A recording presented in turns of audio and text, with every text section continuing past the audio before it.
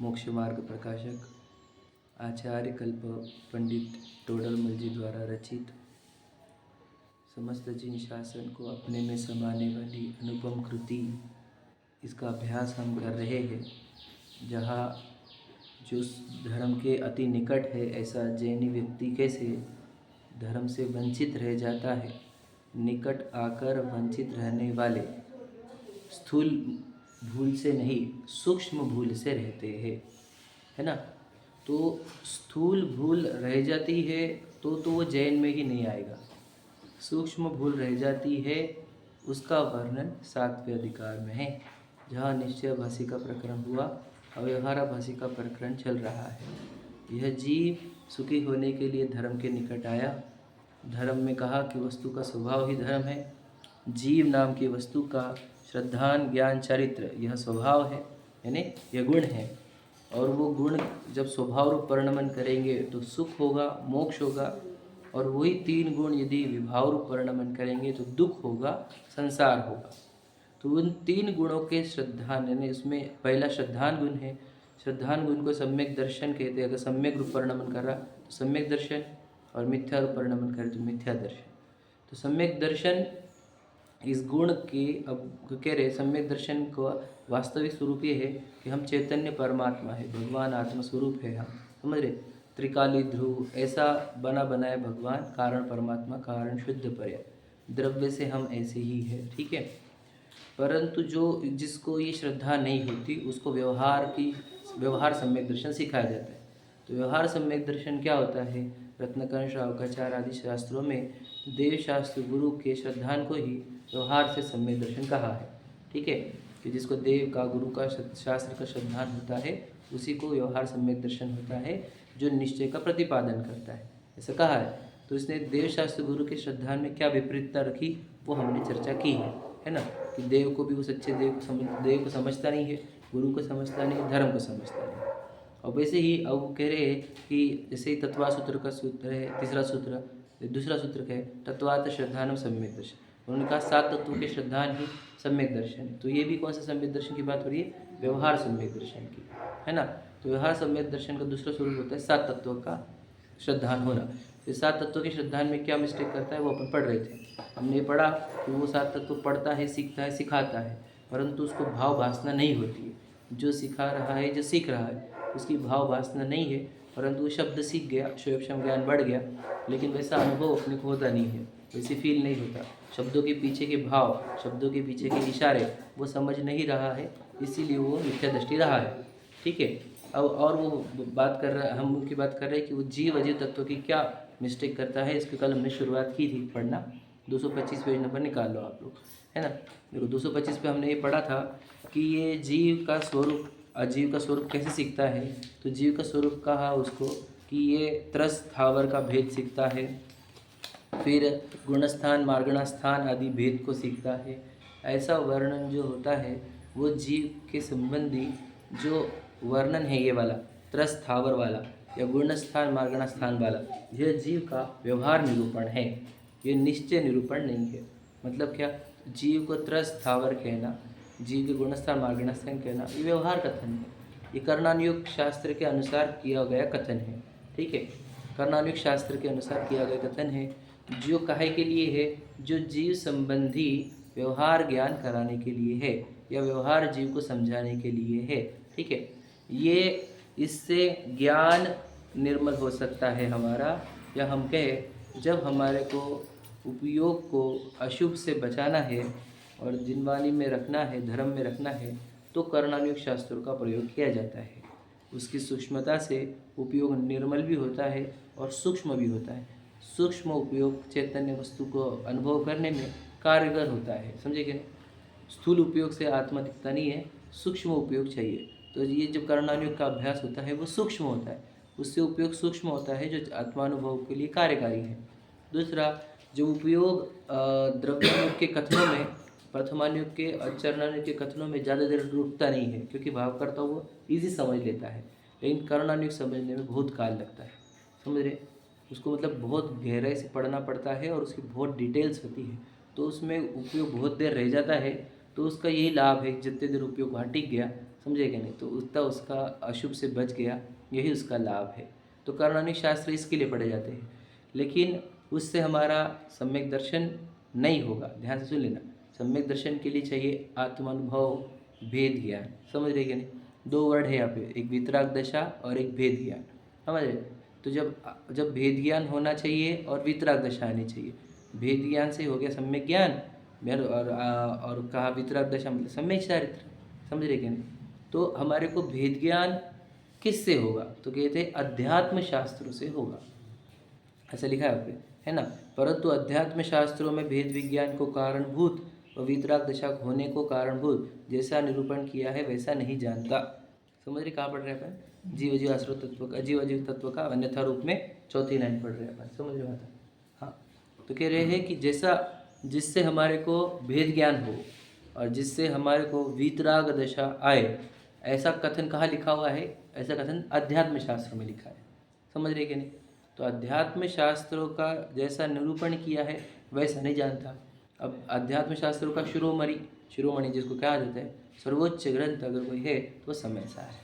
समझ रहे कि नहीं। इसको परमागम कहा जाता है, आगम नहीं, वो परमागम है ना। समय सार को तो सब सर्वोच्च माना ही जाता है जैन धर्म में। तो वो समय सार ग्रंथ के अनुसार जीव का स्वरूप क्या है, तो कहते हैं वर्ण आदि से भी नहीं रहित है, मतलब वर्ण मतलब पूरे शरीर वगैरह पूरा आ गया उससे रहित, और राग आदि से भी रहित, राग द्वेष मोह से भी रहित। मतलब कैसे स्वरूप है जीव का, बताओ। उनके सिर्फ चैतन्य मात्र, ज्ञान मात्र, परमात्मा। समझ रहे क्या। ऐसे स्वरूप बताते हैं अध्यात्म। अब अपने आप को फिर हम कैसे देखें, अगर आप त्रस्त देखोगे खुद को कि मैं त्रस्त शरीर में हूँ, समझ रहे क्या, तो मेरा तो मिथ्यात्व गुणस्थान है या मेरा सम्यक दर्शन गुणस्थान है ना। या फिर मैं मारगड़ा में तो देखा जाए तो संगी पंचेंद्रियों को ऐसा, ठीक है। तो कह रहे हैं आपने व्यवहार से देखा, पुद्गलों से देखा, संयोगों से देखा, आपने मूल स्वरूप को नहीं देखा, जीव को। वो ये जीव मूल स्वरूप कहाँ दिखता है, बोले कि अध्यात्म शास्त्र में। वहाँ पे वो तो क्या कहते हैं, जब हमारे को राग द्वेष हो रहे उस काल में भी वो कहते हैं तो पूर्ण शुद्ध है। वहाँ पर दिखाया क्या जाता है, अध्यात्म शास्त्रों में द्रव्य स्वरूप दिखाया जाता है। द्रव्य स्वरूप कैसा रहता है, त्रिकाल रहता है। मतलब क्या, ये जो अनादि से अनंत काल तक जैसा जीव है वैसा निरूपण किया जाता है। आज के दिन वो कैसा है ऐसा निरूपण करना व्यवहार निरूपण है। समझे कि नहीं। समझ जीव अभी कैसा है ये निरूपण आता है पर्याय दृष्टि से, व्यवहार से। समझे कि नहीं, कि जीव अभी कैसा है। लेकिन जीव हमेशा कैसा है ये वर्णन आएगा द्रव्य दृष्टि से, अध्यात्म से। तो हमारे को लाभ क्या किस से देखने से, कैसा देखने से, कि हमेशा कैसा रहता है ये देखने से लाभ है। समझे क्या नहीं। द्रव्य दृष्टि देखने से लाभ होगा। वर्तमान में क्रोध, अगर अपने आप को क्रोधी मान लिया हमने कि जीव क्रोधी रहता है, तो फिर हमारे को कभी मुक्ति मिलेगी ही नहीं। अशुद्ध देखने वाले को अशुद्ध आत्मा ही दिखती है ना। जो शुद्ध देखे आत्मा को शुद्ध आत्मा तो प्राप्त हो। तो अशुद्ध देखने वाला जो क्रोधी देख लेगा, वर्तमान पर्याय में कमजोरी है, उसको देख कर ही मान लेगा कि मैं कमजोर हूँ। समझे क्या नहीं। तो कभी इसको मुक्ति मिलनी ही नहीं है। इसलिए अध्यात्म शास्त्र जीव का द्रव्य स्वरूप बताते हैं, त्रैकालिक स्वरूप बताते हैं, और पर्याय रखना वो औदैहिक भावों से निरपेक्ष बताते, वो औपशमिक शयोपशमिक शायिक भावों से भी भिन्न पारणमिक भाव बताता है अध्यात्म शास्त्र। हमारे भाव कौन से, तो कहते हैं पारणमिक भाव ही अपना भाव। इसकी गहराई है, आपको समझनी होगी। मतलब क्या, कि हम जीव अजीव को कितना जानते हैं, हम बस इतना ही जानते हैं कि जीव देखो जीव रहते हैं, अजीव रहते हैं। मतलब व्यवहाराभासी जैसा जीव अजीव जानता है वैसा ही हम जीव अजीव जानते हैं। देख लेना आप, अभी बता दूंगा मैं, सिद्ध हो जाएगा हमारे को। व्यवहाराभासी में ही बैठते हैं हम, क्योंकि हम भी ऐसा ही जानते हैं स्वयं को जैसा लिखा हुआ है। समझे कि नहीं। हम ऐसे जैसा अध्यात्म शास्त्र में कहा है वेद ज्ञान को कारणभूत, है ना, वितराग दशा को कारणभूत। वेद ज्ञान मतलब क्या, कि तरीका मतलब शरीर का ना एकत्व ममत्व न कर्तृत्व न भोक्तृत्व, शरीर का सेम, और राग का भी जो उत्पन्न होने वाला वर्तमान राग है उसका भी एकत्व ममत्व कर्तृत्व भोक्तृत्व नहीं होना, ये सब मेरे ज्ञान का गेय है। ऐसा दिखना, ऐसा भेद होना, यह अध्यात्म शास्त्र कराता है। समझे क्या नहीं। अब ये हमारे को हो नहीं रहा, इसका अर्थ है कि हमने अध्यात्म शास्त्र से जीव नहीं समझा है, हमने आगम शास्त्र से पढ़ा है। यानी वही इतरस है, संगी पंचेंद्रिय है, अभी तो पर्याय चल रहे, तो राग द्वेष चल रहे, या चरणान युग से सीखा होगा हमने। समझे, अभी तो मंदिर जाऊँगा, रक्षा पूजन करूँगा, स्वाध्याय करूँगा, जीव का ऐसा वर्णन जानते हैं। ओरिजिनल फॉर्म ऑफ जीव, यानी अपनी खुद की ओरिजिनल पहचान हमारे को नहीं है। मैं कैसा हूँ, अगर मेरे कोई प्रश्न है तो मेरे को उत्तर सिर्फ समझदार जी में ही मिलता है। सच बता रहा हूँ आपको, जिसको सच्ची खोज होनी चाहिए कि मैं कैसा हूँ, अपनी खोज जिसको लगे तो उसको पता है कि अपना याद रखना, वो ढूंढता हर जगह पे, लेकिन उसको सोल्यूशन समझदार जी में मिलता है। इसलिए जिसको समझदार मिल गया उसको सब कुछ मिल गया, ऐसा कहा जाए। क्योंकि अपना एग्जैक्ट वर्णन वहाँ पर आया है, वो भी ऐसा वर्णन जिससे मेरा हमेशा के लिए कल्याण हो जाए, मैं भगवान बन जाऊँ, ऐसा वर्णन। समझे कि नहीं? अब बोलेंगे करुणानिधि में भी आया, वो वर्णन आया है लेकिन वो व्यवहार से आया है, निश्चय से नहीं आया है। उसको वो अगर मैं आपको गूढ़ स्थान वाला देखो आपको कि अगर मिथ्या दृष्टि हो तो तुम्हें कभी मुक्त ही नहीं होगा। मिथ्या दर्शन के काल में वो कहते तो त्रिकाली ध्रुव शुद्ध परमात्मा है, पारणामिक भाव को देख, अवदैक भाव को मत देख, ऐसा सिखाया जाता है द्रव्य योग में, यानी अध्यात्म शास्त्र। समझे क्या नहीं? तो अध्यात्म शास्त्र जैसा नहीं जानता। तो बोला इतनी डिटेल हम जैसे लोग जो जिनवानी दिन से सुन रहे हैं उनको नहीं है, तो जो जो इस अध्यात्म शास्त्र पढ़ते ही नहीं उनको क्या समझ में आने का है जीव जी? समझे कि क्या कह रहा हूँ? बिल्कुल जीव जी का तो कनेक्शन ही नहीं वहाँ पर। समझे क्या नहीं? बिल्कुल भी समझता नहीं है। बस देखो जीव अजीव तत्व गड़बड़ है तो बाकी 7 तत्वों में गड़बड़ हो गई ना। समझे क्या नहीं? अब 7 तत्वों में गड़बड़ हो गई मतलब क्या? व्यवहार सम्यक दर्शन में गड़बड़ हो गई, व्यवहार सम्यक दर्शन में गड़बड़ बोलते, सम्यक दर्शन में, निश्चित सम्यक दर्शन में गड़बड़ हो गई, निश्चित सम्यक दर्शन गड़बड़ मतलब मोक्ष मार्ग में ही गड़बड़, मोक्ष मार्ग में गड़बड़ मतलब संसार मार्ग। सीधी सीधी बात है, समझो।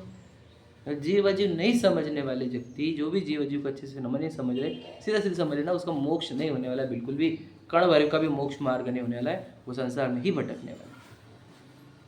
और कैसे जीव अजीव समझना है, याद रखना, वो भी ऐसा नहीं कि जो आगम ग्रंथ से पढ़ करके जीव अजीव समझ लोगे, समझे क्या नहीं? वो नहीं, अध्यात्म शास्त्र में जैसा निरूपण किया है, जिससे भेदज्ञान हो, जिससे वीतराग दशा हो, वैसा जीव अजीव समझना होगा। ये बात समझना है यहाँ से। हम कैसे हो गए व्यवहाराभासी जैसे जीव जीव देख ले रहे, मोटा मोटा जीव जीव का डिवाइडेशन कर लिया, उससे हम समझेंगे कि हमारा कल्याण हो जाएगा, तो नहीं होगा। देख लीजिए व्यवहारभासी की परिभाषा में आता है वो, समझ रहे कि नहीं समझ रहे? व्यवहारभाषी की परिभाषा ही अपना नहीं है, ठीक है? देखो पढ़ते हैं। ये बाकी के जो ग्रंथ भी जो आत्मा की ओर लेके जाने के लिए नहीं, जैसे परिणाम अगर देखेंगे करना योग में उसके परिणाम बताए, ये ऐसे करे से ऐसा है, तो सब आत्मा की ओर ले जाने के लिए रहते हैं। आत्मा की ओर लेकर जाने के लिए ना, बराबर है ना? तो उसको आत्मा की ओर लेकर जाने वाला ही समझो, आत्मा का मत समझो। समझे कि नहीं समझे? नियर बाय है, आत्मा नहीं है। समझे कि नहीं? मतलब यहाँ पर जो कर्णानुयोग का वर्णन आपने पढ़ा तो ऐसे समझ लेना कि ऐसा है नहीं। समझे कि नहीं? ऐसा लिखा है उन्होंने 8वें अधिकार में, व्यवहार का निरूपण पढ़ोगे जब भी तो समझ लेना ऐसा है नहीं, उपचार से कहा है। तो जीव पहले गुण स्थान में है, ये व्यवहार कथन है। और जीव मिथ्या दृष्टि होता कि नहीं होता? प्रश्न ये है मेरा, ध्यान से सुनना। जीव मिथ्या दृष्टि होता कि नहीं होता? याद रखना, बड़े पंडित जी बोलते हैं हमेशा कि दृष्टि मिथ्या होती है, जीव मिथ्या नहीं होता। जीव तो जीव है, वो दृष्टि जिस अपने आप को स्वीकारती नहीं, वो दृष्टि को मिथ्या दृष्टि कहा है। समझे क्या नहीं? मैं मिथ्या दृष्टि नहीं हो जाता, लोग तो ये मानने बैठे हैं मैं मिथ्या दृष्टि, तो इसका अर्थ क्या? बोलो द्रव्य योग से देखा नहीं इसने, या अध्यात्म शास्त्र से स्वयं को नहीं पहचाना, दृष्टि को देखा, एक गुण की पर्याय को देखा, स्वयं को मिथ्या दृष्टि माने बैठा है। विचार करो, समझे कितनी बड़ी गलती है, समझो। तो हम क्या करें, हम इतना पढ़ने के बाद हमारे से इतनी मिस्टेक रह जा रही है, जो पढ़ेगी ही नहीं अध्यात्म उनकी क्या हालत होगी, अब समझो। बस कल्पना करो, जो दूर है वो तो बहुत ही दूर है। याद रखना, जो अध्यात्म पढ़ते नहीं है, पढ़ाने में एलर्जी जिनको, अब उनको तो कभी कल्याण होना ही नहीं उनका। समझे कि नहीं? अब ये लोग जो शास्त्र पढ़े हैं, आगम शास्त्र पढ़े हैं, उनमें इतनी मिस्टेक रह रही है। समझिए, पहली बात समझो, पहले जो अध्यात्म हम पढ़ रहे हैं हमारे में मिस्टेक रह जा रही है, पहली बात समझिएगा। जो आगम पढ़ रहे हैं उनमें तो बहुत मिस्टेक रह रही है, जो अध्यात्म नहीं पढ़ रहे सिर्फ आगम पढ़ रहे उनमें भी बहुत मिस्टेक रह रही है, और जो अध्यात्म और आगम नहीं पढ़ रहे उनकी कितनी मिस्टेक हो रही है, उनका तो काउंट ही मत करो आप, उनको तो बोलो ही मत, आप यहाँ पे सब्जेक्ट भेज आओ मत उनका। समझेगा नहीं? उनसे क्या मिस्टेक हो रही है और कितनी मिस्टेक हो रही है, और उनसे एक हाथ काम तो भी ढंग से होगा क्या? विचार करो। जीव अजीव की पहचान नहीं, शब्द भी सुने नहीं जीव अजीव, तो समझेगा नहीं? और उनका तो क्या होगा, तो 7 तत्व तो क्या समझेंगे, व्यवहार सम्यक दर्शन होगा कि निश्चय होगा कि क्या होगा? समझिए क्या कहना है? तो देखो अब सेकंड पैराग्राफ पढ़ रहे हैं अपन, तथा किसी प्रसंगवश उसी प्रकार जानना हो जाए तब शास्त्र अनुसार जान तो लेता है। देखो ध्यान सुनना ना, बोल्ड लाइन, परंतु अपने को आप रूप जानकर पर का अंश भी अपने में न मिलाना और अपना अंश भी पर में न मिलाना, ऐसा सच्चा श्रद्धा नहीं करता है। अब देखो ये गहरी बात है। हो गया, कह रहे कैसे कभी प्रसंगवश, मतलब जिनवानी पढ़ाने के लिए बैठा है यदि, तो बिल्कुल ऐसे बोलेगा अपन भिन्न है, शरीर भिन्न है, समझ जाएगा। तो प्रसंगवश, जैसे प्रसंग आप वापस साधर्म में आए घर पे तो भी बोलेंगे यार मेरे को थोड़ी भूख लगती, समझे क्या नहीं, शरीर को लगती है, बीमार में थोड़ी हुआ, शरीर हुआ, आज साधर्मी के सामने ही बोलेगा, समझे, ध्यान से लेना, समझ रहे क्या, प्रसंगवश का मैं मीनिंग बता रहा हूँ आपको। साधर्म में आए तो यही बात बोलेगा, अरे अपन थोड़ी पुद्गल है तो मिट्टी है, समझे क्या नहीं, और मंदिर में भी ऐसी ही बात करेगा, समझे, इसको प्रसंगवश बोलते हैं।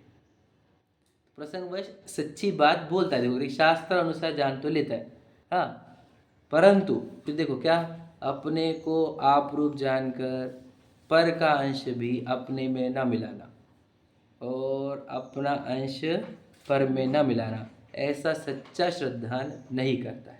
इसका अर्थ क्या, अपना अंश पर में न मिलाना, पर का अंश अपने में न मिलाना, क्या समझते हैं आप, समझो थोड़ा सा, वैसे लिखे वाला है आगे पर भी मैं बता दें क्या है, अपना अंश पर में न मिलाना, पर का अंश अपने में न मिलाना, क्या है,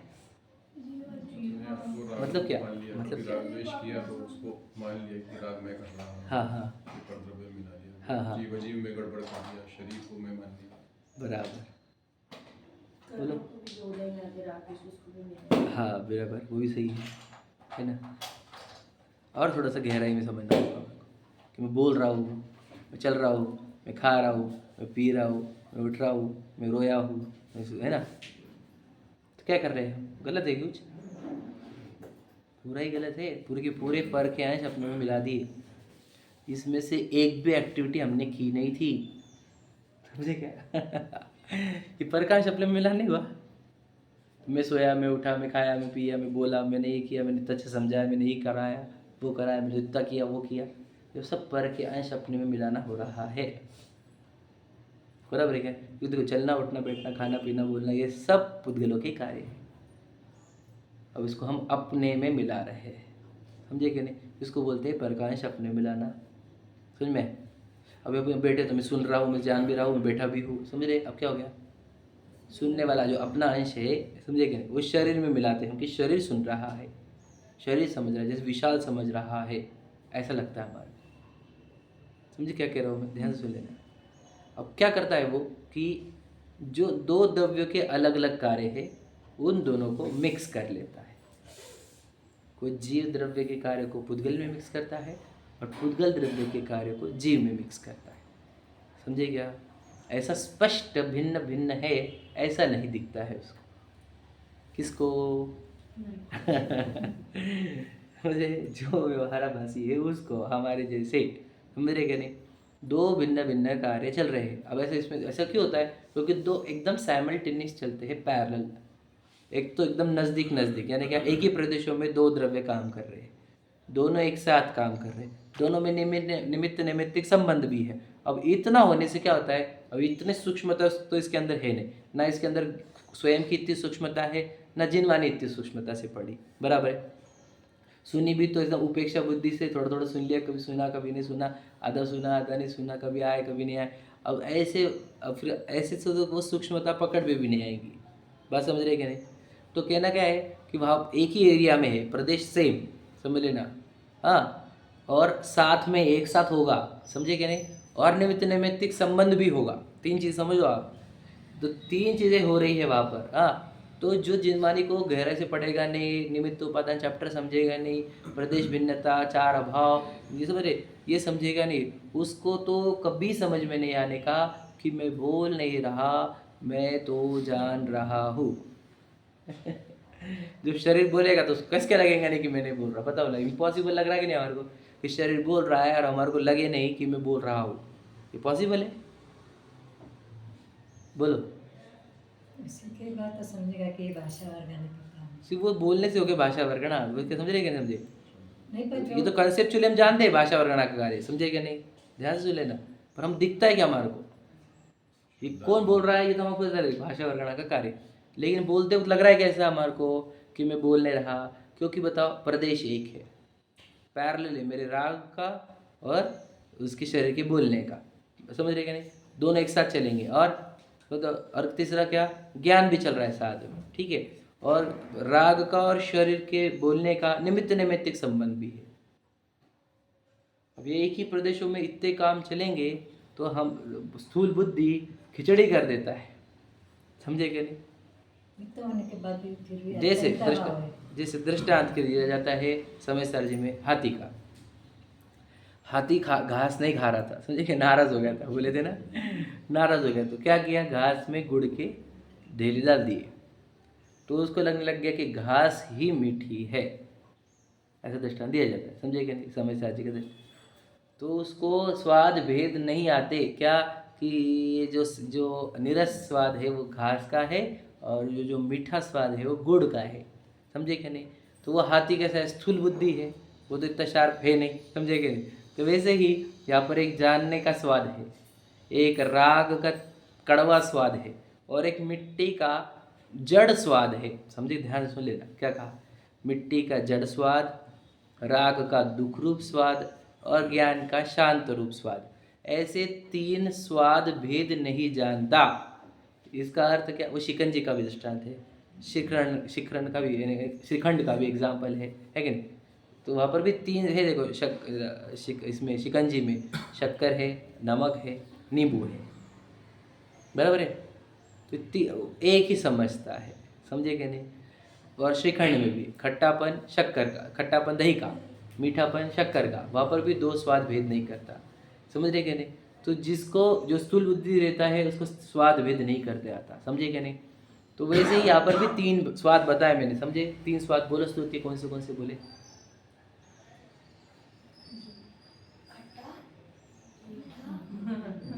स्कार्फ में बिजी दिख रहे हैं आप मुझे, हाँ, जीव के अंदर, अपने अंदर तीन स्वाद बोलो, बोलो दिव्या। शरीर से प्रेजेंट, मन से एब्सेंट, ऐसा नहीं होना चाहिए, है ना, मन से प्रेजेंट हो। क्या कहना है, बोलो तीन स्वाद का कीजिए। एक ज्ञान का, कौन ज्ञान का स्वाद कैसा है, मीठा, मीठा कहो, चलो हाँ बोलो, शांत मीठा, चलो आगे। ये राग राग का बोलो भैया, अब बोलो। ज्ञान का जानना मतलब हाँ, शांत स्वाद है, हाँ स्वाद। राग का कड़वा स्वाद, कड़वा मतलब दुख रूप स्वाद, हाँ बराबर। और मिट्टी का हाँ जड़ जड़ रूप स्वाद, समझ रहे कि नहीं, समझे। मैंने आपको बताया था कि इसको अपन बोलते भी है तीन, एक जड़ की क्रिया, एक राग की क्रिया, एक ज्ञान की क्रिया, समझे कि नहीं। ये तीन क्रिया अलग अलग दिखे उसको कहते हैं भेद ज्ञान। अब देखो है एक्चुअल में तीन क्रिया, मतलब ऐसा नहीं है कि बोला जा रहा है, एक्चुअल में तीन क्रिया है और एक दिख रही है, इसका कारण बताओ। इसके तीन को एक दिख रही है, इसका कारण खोज के बताओ, क्या लगता है आपको, क्या कारण है, तीन चीजें रहने पर भी एक दिख रही है, पर से एकत्व बुद्धि, हाँ ठीक है, एकत्व बुद्धि, जीव अजीव तत्व का सही श्रद्धा नहीं, बराबर, जीव अजीव तो श्रद्धा नहीं, और बराबर बोल रहे हैं, उत्तर गलत नहीं, बोलो क्यों तीन होते हुए भी एक क्यों दिख रहा है, मिथ्या दृष्टि, सो को भूल गए, हाँ बोलो, सात तत्वों का, ठीक है बराबर, देखो गलत उत्तर है नहीं, मैं साधारण भाषा में बता रहा हूँ। देखो दो है कारण, एक तो ये तीन है ऐसा कभी सुना ही नहीं, समझा ही नहीं, बराबर, पहला का। दूसरा, उतनी सूक्ष्मता नहीं कि वहाँ पर तीन डिवाइडेशन कर पाए, समझे क्या नहीं। ये तो सूक्ष्मता कब आई ये बताओ, बोलेगा आप बोलेंगे इतना तो सूक्ष्म कौन कर पाएगा, कि बोलते वक्त ये जड़ अलग दिखे, राग अलग दिखे, ज्ञान अलग दिखे, इतना सूक्ष्म काम कौन कर पाएगा, वही कर पाएगा। वो तो कौन कर पाएगा, मैं बताओ आपको, एकदम सिंपल समझना, जिसका दुनिया में कुछ भी लेना देना ना हो, सीधी बात। 50 जगह उलझे हुए हम बोलेंगे हम यहाँ का भेद ज्ञान करेंगे, तो नहीं होने का, समझ नहीं, सीधी बात है। इधर भी जाने का हमारे को, उधर भी जाने का, इधर भी जाने का, उधर जाने का, भैया तो उधर उधर जा, इधर मत जा सकते, इधर नहीं जा सकता। दुनिया से कटा हुआ होना चाहिए व्यक्ति, जो अपने प्रति डेडिकेटेड चाहिए, अपने धर्म के प्रति, अपने स्वरूप के प्रति, समझे क्या, जो डेडिकेटेड है, फिर जिसकी बुद्धि बाहर में नहीं उलझ रही है, वो अंदर सुलझेगा, अंदर वो सूक्ष्मता गहराई में उतरेगा। जिनवानी के अभ्यास से ही उपयोग सूक्ष्म होगा, सूक्ष्म उपयोग ही अंदर खोज पाएगा तीन चीज़ों को भिन्न, समझे क्या, स्तुति समझ रहे हो ना। तो अपने को फिर फालतू की चीज़ों में इन्वॉल्व, टेलीविजन में इन्वॉल्व हो गया, तुम न्यूज़पेपर में इन्वॉल्व हो गए, गप्पे टप्पे में इन्वॉल्व हो गए, बातों में, जाने आने में, इधर में इन्वॉल्व हो गए, तुम्हारी बुद्धि इधर काम नहीं करेगी। मैं खुद के एक्सपीरियंस से बता, अगर आप कहीं पे भी उलझे, आज समझो आज के दिन में को घर में ये प्रोग्राम है तो आज आप उधर बिजी हो जाएंगे, दिन भर आज मैं बिजी हो गया तो याद रखना भेद ज्ञान से मैं बहुत दूर हो जाता हूँ, चैतन्य का स्मरण होना मुश्किल हो जाता है। एक दिन की बात कह रहा हूँ, अब तो महीनों सालों हो जाते हैं। और अब हम कहते हैं एक दिन की तो बहुत दूर की बात है, अगर मैं 1 मिनट में तत्व चिंतन में ना रहूँ या जिनमाली के चिंतन में रहूँ, तब तक देह में हो जाती है अपने आप, 3 एक हो जाते हैं। समझे क्या? अगर अभी मैं सिखाते सिखाते मैं अगर बहुत सावधानी ना रखूँ तो 3 एक होके ही बोलता हूँ, फिर मिथ्या तो मैं ही बोलता हूँ। समझे कि नहीं? कि मैं बोल रहा हूँ कितना अच्छा बोला, कितना अच्छा सिखाया, समझे क्या नहीं? यही हो जाता है। इसलिए हर मन सावधान रहना, समझ रहे क्या नहीं? मन सावधान सावधान रखो खुद को कि 3 चीज़ें है, समझ रहे? जड़ का स्वाद, दुख का स्वाद और शांति का स्वाद, ज्ञान का स्वाद, समझ रहे क्या नहीं? 3 स्वाद है। अगर हमारे को 3 नहीं आ रहे तो हम हाथी जैसे मोटी बुद्धि के है, ध्यान से लेना। अगर तो जिनवानी क्या करती, सूक्ष्म कराती हमारे एकदम पारखी नज़र, समझे क्या नहीं? पारखी कि 3 चीज़ें चल रही है। अब आपको ये भी समझ में आना चाहिए सिखाते हुए, वो जो राग है वो अहंकार वाला है कि करुणा वाला है। और जो सूक्ष्म नज़र चाहिए उसको, समझे क्या? राग तो चल रहा है, तो राग किस एंगल से आया? अहंकार के एंगल से कि मैं बताऊँ कि मेरे को कितना आता है, ये एंगल है कि लोगों का कल्याण हो, भला हो बाबा, समझे क्या? इस प्रकार का राग। दोनों राग याद रखना कर्म बंधन के ही कारण है, ऐसा नहीं कि दोनों में कोई अच्छा हो। एक से पाप बनता है अहंकार वाले से, और इसमें दूसरों का भला करो ये वाला राग है तो उससे पुण्य बंधता है, लेकिन दोनों बंधन के कारण, समझे क्या नहीं? दोनों भी अच्छे नहीं हैं। वो जो ज्ञान है वह पूजनीय है, वही श्रद्धे है, गे है, दे, समझे क्या नहीं? वही उसी की श्रद्धान करनी, उसी का ज्ञान करना, उसी में रहना है, लीन होना है। जिसमें फिर जब याद रखना, फिर धर्म बोलते तो क्या, जहाँ ज्ञान की जो धारा है, 3 धारा, ज्ञान की धारा बढ़ती जाए और राग की धारा घटती जाए, वही धर्म है।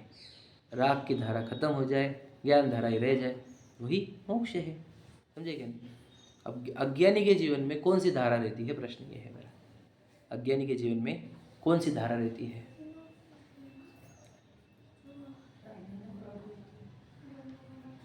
ज्ञान कम रहता है, राग और जोड़ी ज्यादा होता बराबर है, पर ज्ञान धारा नहीं है, ऐसा हो सकता है क्या? हाँ, यह समझो आप, अज्ञानी के भी जीवन में भी ज्ञान धारा है लेकिन दिखती नहीं, पहली बात समझो आप। हाँ, ज्ञान धारा तो है बिल्कुल, ऐसा तो होगा ही नहीं कि जानेगा कौन, समझे क्या? ज्ञान धारा तो बिल्कुल चल रही है, बराबर समझने के? ज्ञान की लेयर पूरी है, ठीक है। राग की लेयर बहुत है, तीव्र राग द्वेष की, समझे? अनंतानुबंधी चलती ना उसको, तो राग द्वेष की लेयर बहुत ज़्यादा, ठीक है। और जड़ की लेयर वो भी चलेगी, समझ में आ रहा है आपको? ध्यान दें, अज्ञानी और ज्ञानी का डिफरेंस मैं आपको एक डायग्रामेटिक फॉर्म में बता रहा हूँ, ठीक है। फिर ज्ञानी के जीवन में क्या होता रहता है, ज्ञान धारा बढ़ती बढ़ती हुई जाती है, राग धारा घटती घटती घटती, समझ रहे क्या? समझ रहे? और भगवान जी के जीवन में बताओ, अरिहंत भगवान के जीवन में क्या होता है, कितनी धारा है?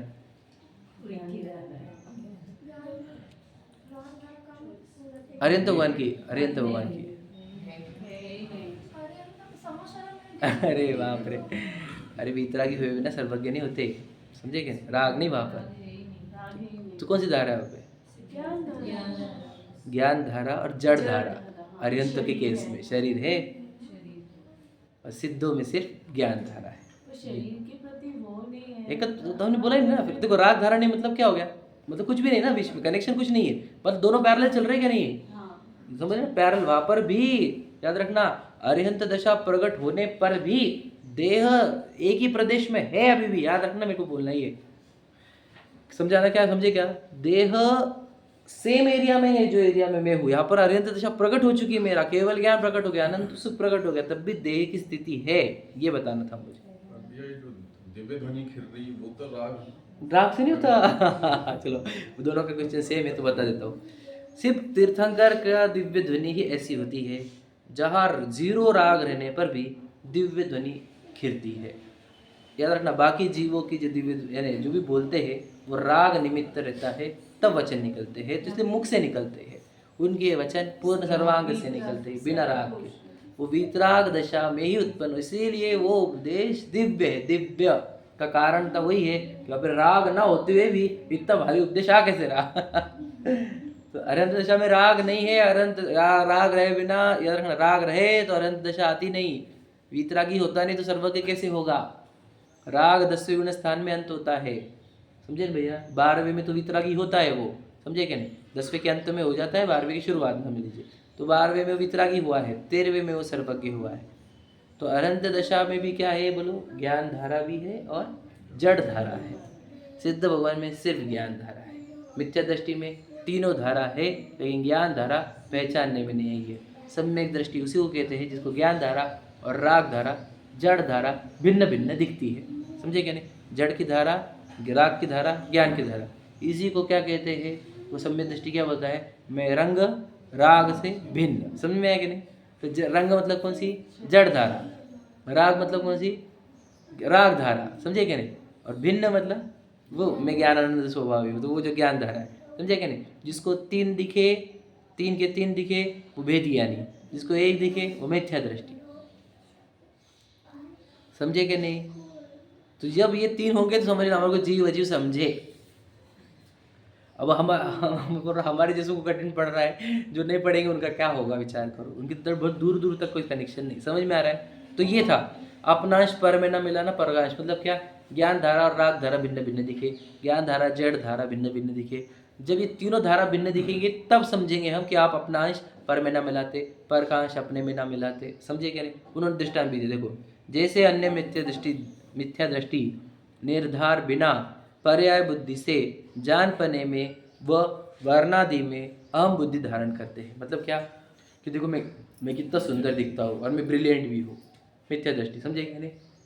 मैं बहुत ब्रिलियंट भी हूँ और मैं सुंदर भी दिखता हूँ, तो किस में अहम बुद्धि स्थापन करी, जान पने में भी। ब्रिलियंट बोल रहा है तो जान पने वाली बात हुई, समझे क्या नहीं। और मैं सुंदर भी दिखता हूँ, तो ये क्या हो गया, वर्णादि में, समझे क्या नहीं। तो जड़ धारा और ज्ञान धारा मिक्स कर दिया। राग धारा तो उसको पकड़ में भी नहीं आई कि राग धारा भी चल रही है बीच में, ठीक है। तो जैसा वो मिथ्या दृष्टि करता है वैसे ही ये कौन, व्यवहाराभासी मिथ्या दृष्टि, वो कैसा करता है वो देखो, वो लिखा है उसी प्रकार यह भी आत्माश्रित ज्ञान आदि में व शरीराश्रित उपदेश उपवास आदि क्रियाओं में अपनत्व करता है। अभी जिनमानी पढ़ ली इसने, तो दो यहाँ पर भी देखो, मित्र तो छूटा नहीं, तो क्या करता है कि आत्माश्रित ज्ञान, मतलब जो ज्ञान है वो मैं हूँ ऐसा बोलता है, लेकिन उपदेश भी देता हूँ मैं सिखाता भी हूँ लोगों को, समझे कि नहीं। मैंने इतने लोगों को सिखाया, मैं इतने सालों से सिखा रहा हूँ। और उपवास आदि, मेरे उपवास है, मेरे नियम है, मेरे कड़क है, हमने खाते हैं, हमने वो नहीं खाते, हम वो नहीं खाते, हमने, तो ये गलत क्या है इसके अंदर समझे कि नहीं। मिथ्या तो जो कि जो है, क्यों, क्योंकि उसको लग रहा है मैं बोल रहा हूँ और मैं खाता नहीं हूँ। वही यहाँ पर भी वर्णादि में, रागादि में और ज्ञान में एकत्व चल रहा है, तीनों का मिला के एक। तो देखो उसकी क्रिया कितनी अच्छी है, उपदेश वाली, ठीक है, उपवास वाली क्रिया तो एकदम बेस्ट है, क्या नहीं भैया, क्रिया तो बेस्ट है। फिर मिथ्या दृष्टि क्यों कह रहे हो आप, समझ रहे क्या नहीं। बस ये जीव अजीव ही नहीं समझा, तो उपदेश भी काय का और उपवास भी काय का, हम तो पूछती है, समझे क्या नहीं, समझे क्या नहीं समझे। जीव अजीब नहीं समझ रहे, बोलने वाला भी मैं, समझे क्या नहीं, जानने वाला भी मैं। बोलने वाला को कितनी बड़ी जिम्मेदारी है, विचार करो। उपदेश भी खुद अगर मानते उपदेश मैं देता हूँ तो मिथ्या तो रह जाए। वो काम तो बहुत दुनिया की सबसे बहुत अच्छा हो रहा, लोगों का भी बहुत कल्याण हो रहा, लेकिन आप लोग को मिथ्या तो पोषण हो रहा, विचार ऐसा हो जाएगा हमारे को इसलिए बहुत समझदारी से करना होगा काम, कि उपदेश आदि क्रिया और ज्ञान में एकत्व स्थापन नहीं करना। उपदेश की क्रिया कैसी है, जड़ की क्रिया। देखो मैं आपको बताता हूँ, मैं आपको परसों बोला था, एक बार कल बोला था, परसों बोला था कि उपदेश वाला काम अपना है ही नहीं। वो तो जो वर्ड निकलने के वही वर्ड निकलते हैं, और जिसके पास स्किल आती है उसी के पास आती है, वो कर्मों के अधीन है, समझे कि नहीं। देखो शब्द भी निश्चित है, स्टाइल भी निश्चित है, कर्मों के हाथ में। तो कितने लोग आएंगे वो भी निश्चित है। अब क्यों किधर उलझ रहे हो, समझे कि नहीं, ये पक्का है कि नहीं। अब पूछ लो भगवान जी को कि कितने लोग आएंगे आज से अनंत काल पहले पूछते बोले इतने लोग आने वाले, पक्का बोलता, अब इतना पक्का है क्या। वो बोलने क्या वाले, बोले ये लाइन बोलने वाला है वो ऐसा है, हाँ ऐसा है। तो जो हो रहा स्वतंत्र अपने आप, उसमें हम अगर मैंने बोला, मैंने इतने सिखाया, मैंने इतने लोगों को सिखाया, समझे कि नहीं। अब ऐसा हो रहा है हमारे को, तो सोचो कितनी भ्रांति में जी रहे हैं। तो इस भ्रांति से खुद को जागरूक करना वही तो सम्यक दर्शन होता है, ठीक है। हम भ्रांति में रह जाएंगे तो हमारा कैसे होगा बता। हम तीन जड़ की क्रिया भिन्न दिख नहीं रहे हमारे को, बता आपने किया क्या। हम तो ये डिज़ाइनिंग आपने की क्या, ये आवाज़ आपने बनाई क्या, ये स्टाइल आपने डेवलप की क्या, बताओ ये सब कर्म का है कि नहीं, सही बताओ। ये शरीर हमने बनाया क्या? ऐसा बना तो हम बहुत बढ़िया बनाते, समझे क्या नहीं? आवाज़ ऐसी बनाई क्या? हम तो ऐसे बनाते किशोर कुमार जैसी, एग्जाम्पल, ठीक है। और स्टाइल हम और अच्छी बनाते, जितने अच्छे करते हैं कि दुनिया अट्रैक्ट हो जाए। हमारे हाथ में है क्या कुछ?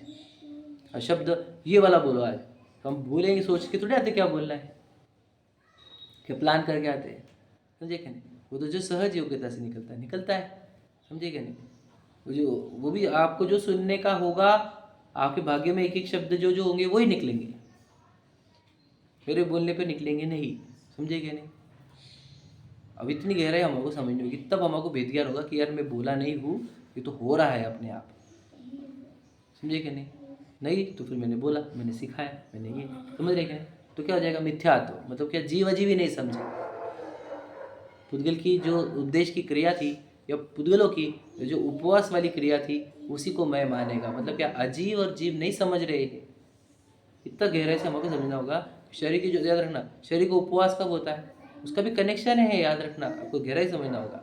शरीर जब भोजन नहीं करता है, उसके पहले भी याद रखना, वहाँ पर अंतराय कर्म का उदय रहता है, आपको समझना होगा। उसको आज भोजन मिलना नहीं था, ध्यान से सुन लेना मेरी बात। आपको राग आएगा उस दिन, क्या आज वो उपवास करते हैं, ध्यान से सुन, क्या बोल रहा हूँ, ध्यान से सुन लेना, इतना है वो। हमको तो पता ही नहीं, मैंने उपवास किया अरे भैया, आज लिखा हुआ था कि आज इसको भोजन मिलना नहीं है, याद रखना, अंतराय कर्मों में। ये बात गले उतर रही है हमारे कि ये जब तो मैं मिल रहा है ना तब अंतराय समझा जाता है, पर मैं उपवास कर रही हूँ टाइम पे नहीं ये समझा। समझा रहा हूँ, इसलिए समझा रहा हूँ कि वहाँ पर था आज कर्मों में कि आज इसको एक भी फूड आइटम मिलेगा नहीं, एक निवाला भी मिलेगा नहीं, पहली बात। तो कर्मों ने कराया क्या उपवास, ऐसा प्रश्न है, यार ना।